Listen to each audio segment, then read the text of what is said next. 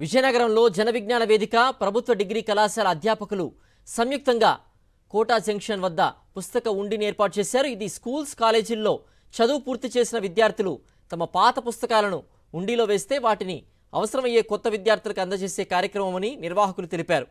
పుస్తక పఠనంను పెంపొందించేందుకు అందరికీ పుస్తకాలు అందుబాటులో ఉంచడం కోసం ఈ కార్యక్రమం నిరంతరం కొనసాగిస్తామని అన్నారు। పేద విద్యార్థులకు జ్ఞానాన్ని అందించే ఉద్దేశంతో చదివి ఇంటిలో నిరుపయోగంగా ఉన్నటువంటి పుస్తకాలు ఏవైతే ఉన్నాయో వాటిని భవిష్యత్ తరాలకు అందించడం కోసం జ్ఞానాన్ని ఒక జనరేషన్ నుంచి ఇంకో జనరేషన్కి ట్రాన్స్మిట్ చేయడం కోసం ఈ పుస్తక హుండీ కార్యక్రమాన్ని తలపెట్టాము। సో దీనివల్ల అనేక మంది మేధావులు ఉద్యోగులు అనేక మంది పెద్దలందరూ కూడా ఈ కార్యక్రమానికి విశేషంగా స్పందించి పుస్తకాల వితరణ చేస్తున్నారు।